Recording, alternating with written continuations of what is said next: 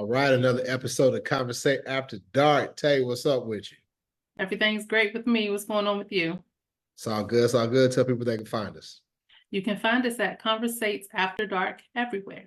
And if you would like to be a guest on the show or you have a topic you want us to cover, you can reach us at CVAD, the podcast at gmail.com. That's right. Go to our website, www.conversateafterdark.com. You can listen to past episodes. Make sure you tell a friend. So, Tay, let's do the icebreaker. All right, which one you want me to go to? Let's try extreme personal questions. Hopefully, they got something good today. Okay, extreme personal questions. All right, what are your most disturbing dreams about? See, I don't like to talk about dreams.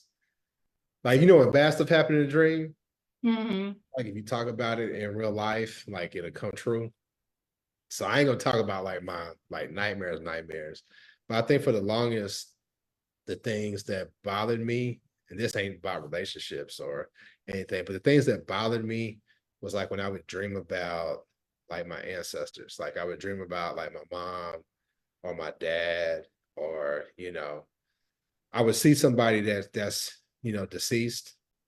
But the crazy thing was I remember like in my dreams, I never can actually see their face, but I know it's them, right? I can, because I can tell by like how they're dressed, their body type, all that, their body shape, all of that.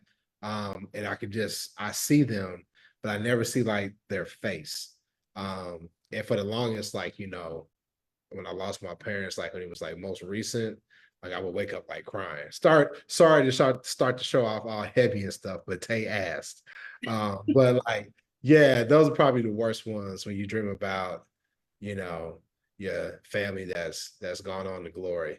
But now that I'm healed or whatever, it's like I think about it and it's like, happy times. So I'm like, okay, they're trying to tell me something. But it used to be that was pretty tough back in the day. Yeah. I'm like you. I don't like to talk about the bad things that happen in dreams. I remember years ago, I had a dream. Now my grandfather's passed on now, so this won't affect anything. But I had a dream that he passed away, and like it was one of those dreams where I woke up crying. I remember telling my mother I had a nightmare, and I was shocked because of my age. And she was asking me what it was about, and I was like, yeah, this one I'm not talking about. I told her it was about my grandfather, but I said that's all I'm saying. I ain't saying no more because I don't want anything to come true. So, Right. So let me ask you this. hmm Have you ever had a dream about something that's going on in real life and the dream tipped you to what was going on? Like, like in like certain TV shows, they'll have like a dream sequence and it'll be like the main character and they're talking to people from the past or they're like seeing different things. Like Sopranos used to do it all the time. They just did it on Power, where like they have like a dream sequence and it'll kind of like give the lead character like some insight and then they'll wake up or like they'll dream about something in the past and they'll see something that in real life they didn't catch when it happened, but then during the dream they'll catch it and then they'll wake up and they'll be like, oh, that's, have you ever had that happen to you? no, I've heard of that happening to people, but I'm not one of those people. So, I had it happen to me, and I'm gonna tell you. I think I shared about it on this show before. Um, I had a girl get pregnant on me. Like we was together, and she cheated on me, and it was we was young. We were both, doing our thing or what have you, but something told me like something else is going on, and I had a dream, and I just had a funny suspicion. And I learned, whenever your intuition, your gut is telling you something, always trust your gut, always.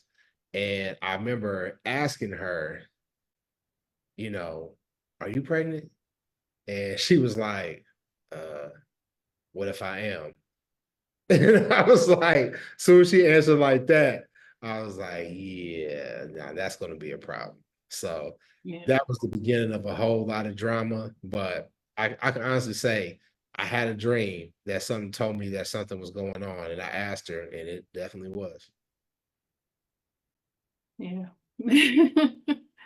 Yeah. Sorry to hear that. Tay was like, that's not my testimony. No. But what if you, okay, so let me ask you this. Mm-hmm. What if you found out your partner was cheating on you and y'all together and he treats you like a queen, right? Like everything, all the boxes that you want checked in a partner, he checks them. Like he treats you well, he treats you nice, treats your mama nice. He's, really treats you like a princess if that's what you want to be treated like. He takes care of you financially, emotionally. He's there for you. He communicates well. He gets along with your friends. He does everything right.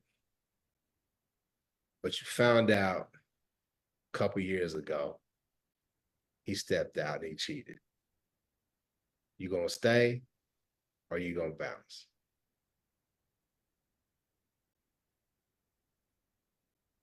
You know, I actually like being single sometimes, most times. So,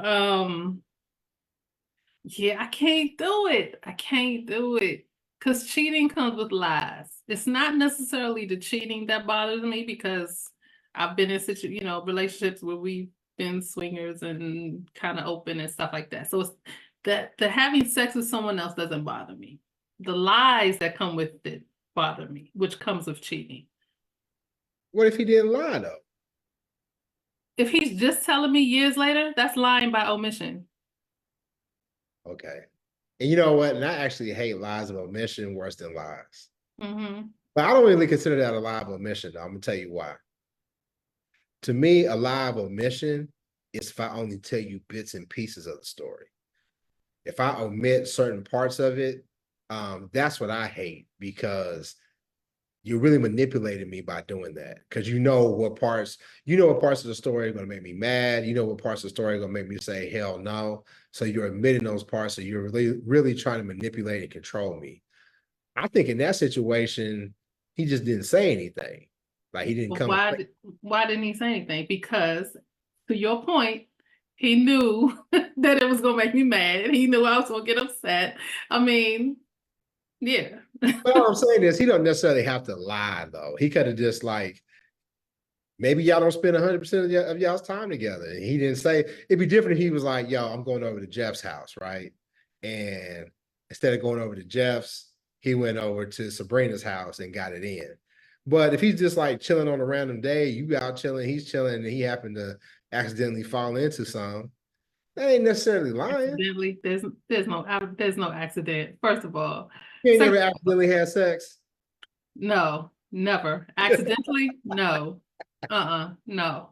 At some point, my mind was made up that this was going to happen. There are no accidents with that. Second of all, Wait, but sometimes you can have sex and really not. You have sex, but you don't really think about the ramifications of what you're doing. So that's why I kind of think like it could be accidental sex. that's still not an act. The sex part is not an accident. Just because you didn't think it through does not make it an accident. And going back My studio audience is laughing at me. oh my gosh. Plus, also, I mean, are we in a committed relationship? Have we had this conversation that we're exclusive, that we're monogamous? If that's the case, then there is no I popped up at Sabrina's house and accidentally had sex with her. If that's our situation, and that's cheating, which goes back to lying. I got you. So you gonna stay? Probably not.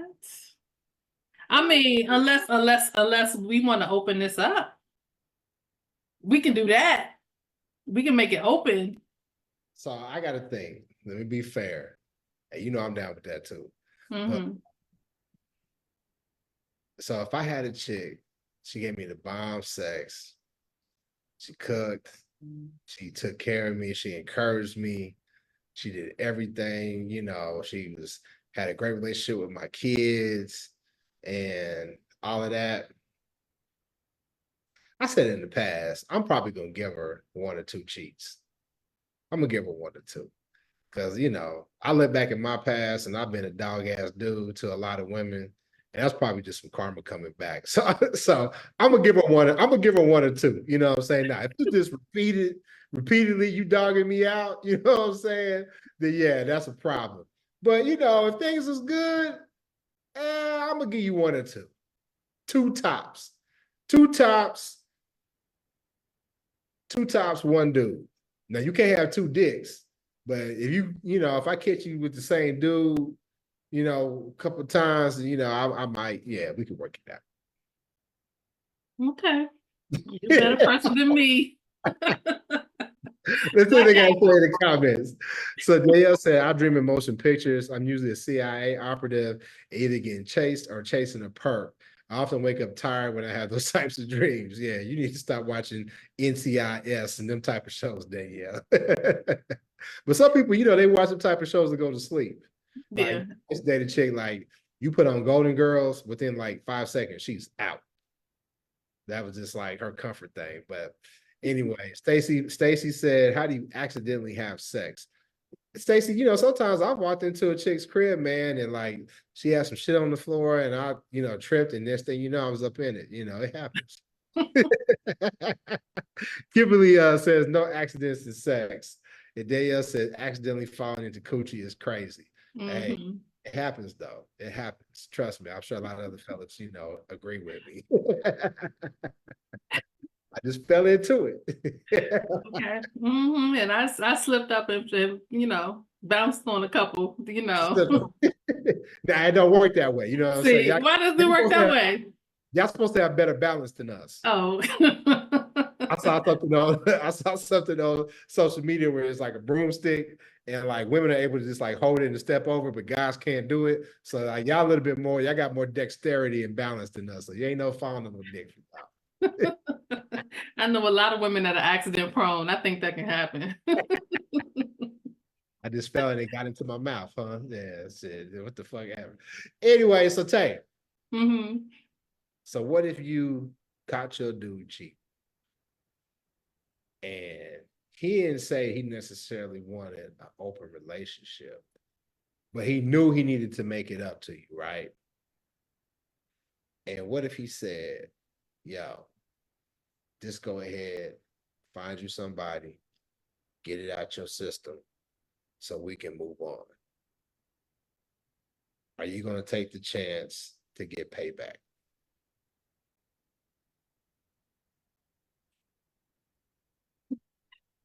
Like I said, if he want me to stay, he just opened it up.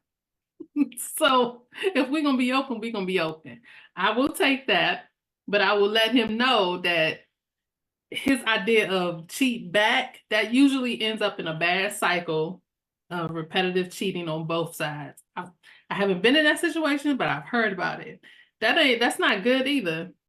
What went bad? Because my thing is, listen, if you just can't get over it, if you're not a mature enough person to get over me slipping and falling into some coaching, and you got to get back at me, right?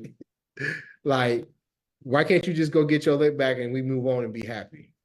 We could. It would take some therapy. It would take some time because I already don't trust people. So that's breaking my trust. So it's going to take a long time to get back to normal. So I might have to, to ease my pain, I might have to, be open with, accidentally, be with a few people to ease my pain till my trust comes back.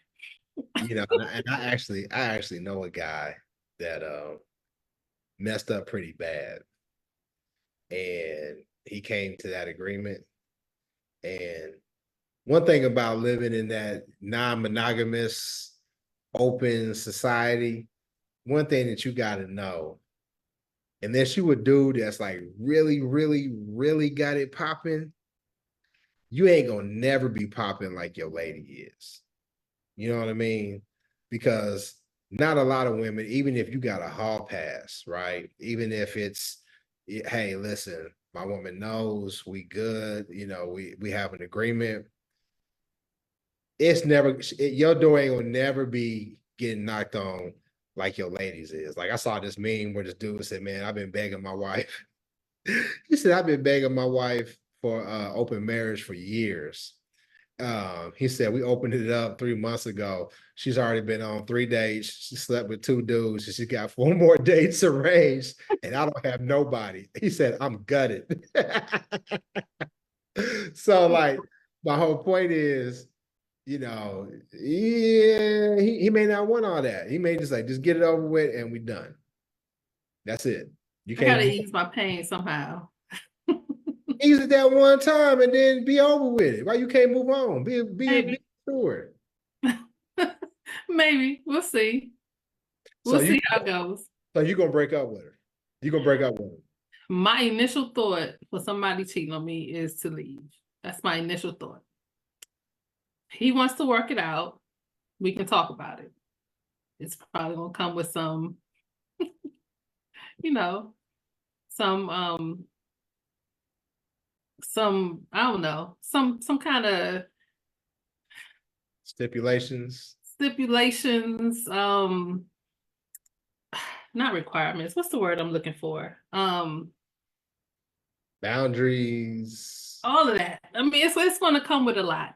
Because again, I don't trust people easily. So for me to get into a relationship, I trust you. For you to tell me you cheated, you've broken that.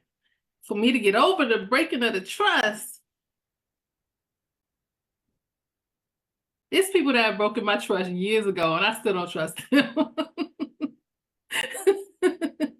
So let me ask you this: how stringent are you on the lies though? Because like, so I was dating this girl, and you know how like, look, I'm 47.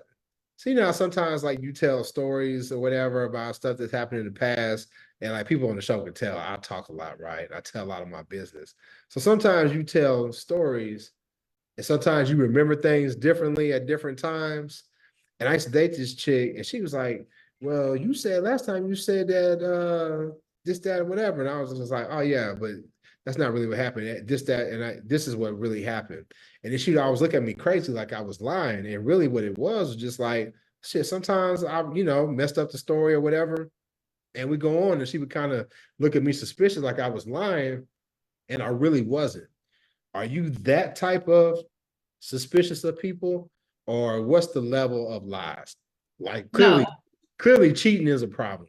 But like if they lied about like, hey, did you call the bank today? And it was like, yeah, I called them, but they really didn't do it. Or is that type of lie no go for you? Like what's your barometer for that? Two things. First, the situation you gave, I don't consider that lying, because our memories can be switched up every now and then. So yeah, I don't that's what I was trying to lying. tell her, but she'd be like, "Nah, man, you." And I was like, "Girl, get the fuck on." But anyway, go ahead. But I am someone, I'm very observant, and I overanalyze everything. So I need stories to add up. And I need, once you figure out you told me this wrong, I do need it to come back and say, okay, this didn't happen, but this did. And another thing that's a problem with me on the reverse of that, on the opposite end of that, I understand things. So I give people chances because I'm very understanding. So again, lying to me feels like you're taking advantage. So with the second thing you told, that's something I can excuse, but it'll always be in my mind. Like if he can lie about something this small, what else could he lie about? That'll always be in my mind. I feel you. Yeah, I mean, I got to the point, man, where lies are always bothersome. Like I said, lies of omission really, really bother me. But I think because I had such a negative experience with an ex who was a pathological liar, now my tolerance level for it is like zilch. Like if you lying, I'm gone. You know what I'm saying? It's a wrap. So was that your experience? Did you have like a real bad experience of being lied to, or have you always been that way? No, I've always been this way where I don't like liars. And I think I've told this story before. I went on a date with a guy. On the first date, he told me he had kids, whereas when we met, he told me he didn't. That was the last date we had. How Like, how about, you lie about your yeah, kids? you forgot your kids? He didn't forget. His excuse was my coworker was standing there and he didn't want my coworker to know his business. So who you trying to date? My coworker or me? My coworker don't know you and don't care anyway. So And what is your coworker knowing I got kids got anything to do with anything? exactly. It did his excuse for why he lied didn't make any sense. So that was the last date. So I've always been against lying, but there have been there have been habitual liars, pathological liars in my life, and that has made it worse. You ever told a lie? I mean, of course, we all have. You told a Yeah. lie. You told a lie to somebody you was fucking with. Again, I mean, yeah, I've said before, I cheated on my first boyfriend. So, I mean, that came with, again, I know cheating comes with lies because I did it. Have you ever lied to somebody and told them the dick was good and it really wasn't? No, that I won't do. Studio audience said yes, they have. The studio audience may have. I have not. You ain't never lied. You ain't never lied about the dick, like, because you didn't want to hurt his feelings. No. I keep saying when you lie, when you fake about the sex, it only hurts you. If I need you to get better, I need you to get better. Now, if the whole thing is not trash, I will try to find something good to compliment on. It might not be like maybe his tongue game is good.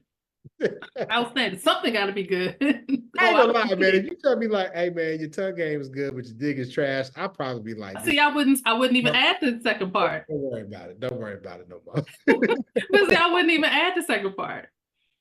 That's funny.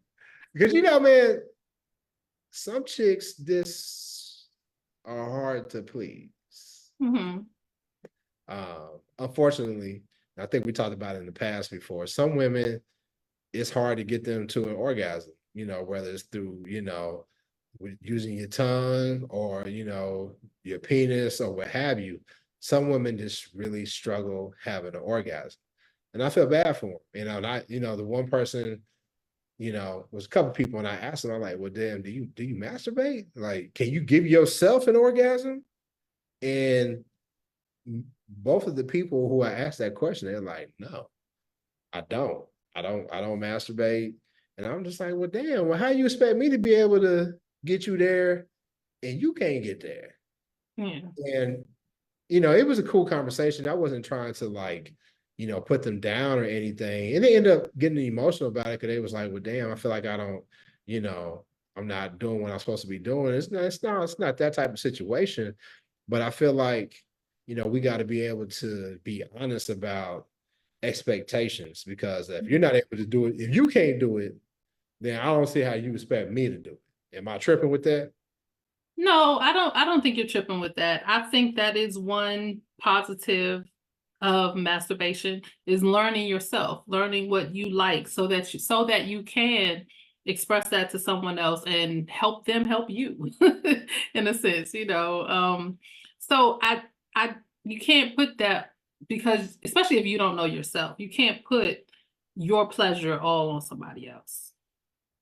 Hey, and shit, but on the flip side though, there's some women that's really hard to make go, but there's them unicorns that, hey, they come real quick. They always try to make fun of us fellas and saying like, hey, y'all bust quick or whatever. I think you talked about that thing, like you said condom sex is better because dudes last longer. But yes. I didn't been with one or two chicks, and I'm talking about like soon as it's inserted, they losing their mind.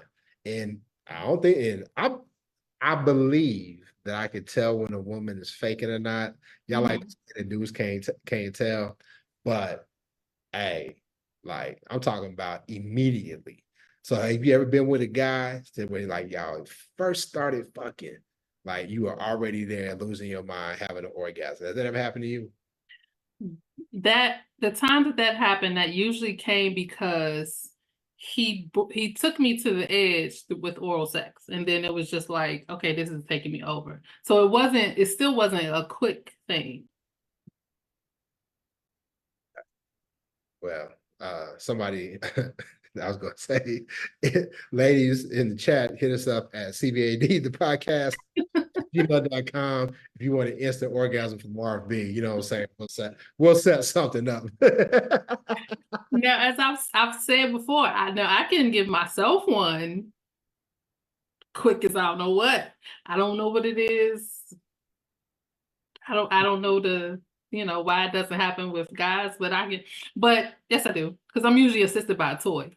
That's why that's why I can be quick with myself. But yeah, I've never, it's never been a quick thing with a guy. And I don't necessarily want it to be, even though I can have multiples. I don't know if I want to put that out there, but I just said it now. Even though I can have why would you not? I don't know. I tell too much of my business anyway, but that's the point of the show. But even with the ability to have multiples, I still don't want the journey to be quick. I enjoy the journey along with the climax. So the one woman that I was with, and I think it's, Dr. Sterling always says the biggest sex organ that anybody has in their body is their brain. Mm-hmm. And her and I had been mind fucking each other for like weeks, right? We didn't live in the same city. And then, so when we got there, like as soon as we got to the same spot, it was like, boom, like we were on each other, right?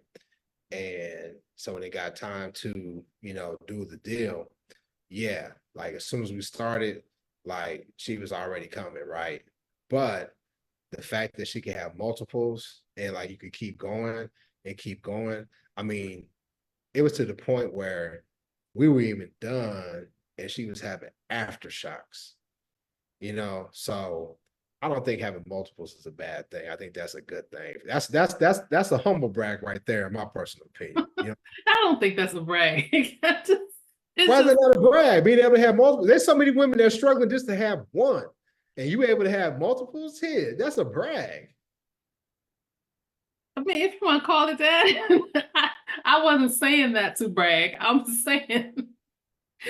saying that even I think I proved my point. Even if I was able to have a quick orgasm with a guy.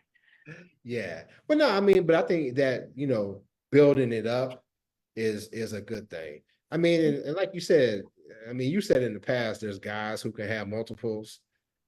Listen, look, this age, yeah, I'm gonna give you a bunch, but listen, we need to say mine to the end, because once mine happens, it's a wrap. You know what I'm saying? I'll see you.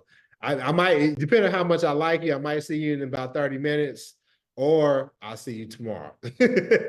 Or you start off with oral sex with him, get that first one out the way, then he does what he needs to do to you. Since it's going to take a woman typically take a woman a longer time to get there. Then by the time she, has a few orally or, manipulating her other spots, then by that time, hopefully the guy's ready to, that refractory period is up and he's ready to get it back in. That's been my experience. Not for me. Number one, for me, I don't really get off on oral. Like I like oral, but it don't really get me there. And I don't know if I'm like some weirdo or what have you. Maybe some guys, they can just, come off head like all the time.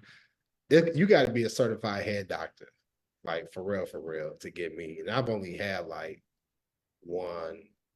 I had one, and I had one person that really had me on the ropes. But I've had other people who are like, I really enjoy it. Like I really enjoy the act. But me getting there, that just don't happen. But I feel you. That's an ideal situation, though. I mean, I've heard a lot of people doing that. So let me see what they got to say in the comments.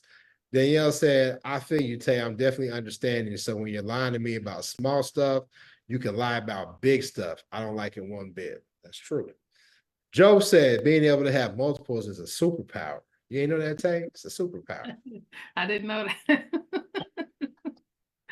This is a superpower. But yeah, but now I think the whole point of all of that is, yes, there are women who come real fast. Some of the scenarios that we talked about are true, but I think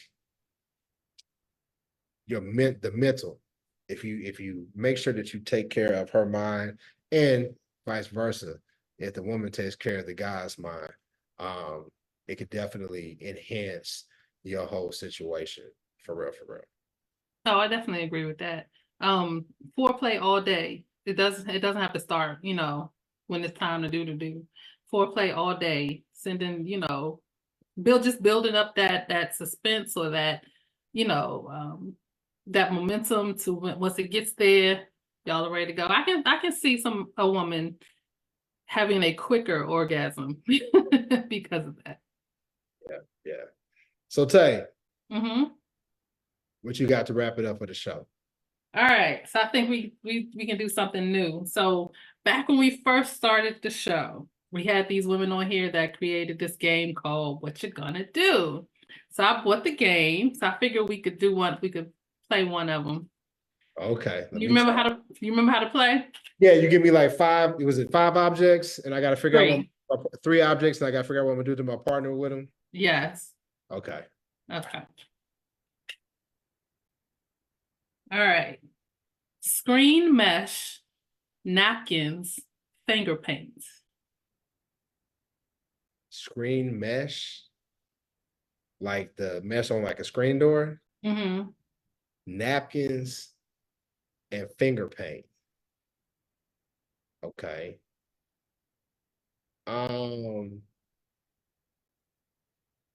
So I'm gonna use the finger paint to trace along her body to hit like the erogenous zones. Obviously not, causing any issues, like going inside, but like, the erogenous zones, like her breasts, her thighs, or whatever, like paint each part of her body with the finger paint. I'm gonna use the napkins once we're done, because I'm only build her up by touching her and bringing her to the brink to where she's gonna have like a big ass, fucking orgasm. So we're gonna need the napkins to clean up. And the screen mesh, you got me on that one. I'll probably use that. Studio audience said put the screen mesh on a coochie and use my tongue to tickle it. I don't know how that's gonna work. That's what the studio audience said to do. So I'm gonna go with that. That sounds kind of rough. Like that's gonna cause some problems for both of us. But studio audience told me that's the way to go. Okay. Okay, Taylor, what you gonna do? Okay. Do. Oh, you did okay. You did pretty good. Okay. I think we both had the same idea for the napkins because I was completely lost with that one. Yeah. But the screen mesh, I was thinking because of the texture of it, it could be used for like sensory stuff. So like rub across the body for those erogenous zones. Because the skin is an erogenous zone in itself. Okay. So, that makes sense. The finger paint I'm using to write my name. Because my ego is huge. Damn, that's a good one. That's a good one. That's a good one. And then the napkins to clean up once everything is over. All right, do one more for you. For me? Yeah. Okay. All right. Ooh. Pillowcase, peanut butter, fly swatter. That's easy. Okay. The pillowcase I can use to blindfold my partner. Peanut butter I can use to feed them. Another like sensory type of thing. And a fly swatter I can use to paddle. Okay. All right. See, I was gonna say use the pillowcase as a blindfold, right? Use the fly swatter as something to spank her with, right? But then Also, I'm gonna put my I'm gonna stick my dick in that peanut butter jar, and she got to get it all off. Oh, okay. I thought you was like, I thought you was talking about like on some Mr. Ed shit. You remember that old TV show Mr. Ed, and they had the talk. They said the way they got the horse to move his mouth, they put peanut butter in his mouth, and that way he would try to, when he would move his mouth, they'd make it seem like he was talking. So on some Mr. Ed shit, I'm gonna stick this dick in that peanut butter, and just make sure when you come over, don't ask for no peanut butter and jelly. Oh gosh. Hold on, studio audience, what you gonna do? Oh, she said the pillowcase she's gonna cut up and use as a glory hole. Oh my goodness. And then for the peanut butter, I would do what you would do. I would peanut butter on the penis. Can you hear it, Tay? Yeah. Okay. I don't know if the audience can hear it. I mean, if the so peanut butter on the penis, pillowcase cut up with a hole in it, so use that as a glory hole. Yeah, so I would I'll cut it, put a hole in it, stick the dick through it, put the peanut butter and suck it off. And then what you gonna do with the fly swatter? Fly swatter, she said she's gonna beat that. Studio audience is wild. Wow. So Danielle said, don't put that peanut butter back in the can. Yes, please don't. All I'm gonna say is when you come over here, use the extra crunchy peanut butter, not the creamy. Not the creamy peanut butter. Use the extra crunch. Oh no. Studio audience said he already gonna produce the nuts. And we gotta cut this off. Studio audience is wilding out. All right, Tay, tell them where they can find us. You can find us at Conversate After Dark everywhere. And if you would like to be a guest on the show or you have a topic you want us to cover, you can reach us at CVAD, the podcast at gmail.com. Make sure you like this video, share it, subscribe to the channel, and leave us a comment. That's right. And go to our website, www.conversateafterdark.com. Check out the past episodes. We'll catch you next time. Peace. Bye. Say bye, studio audience. Bye.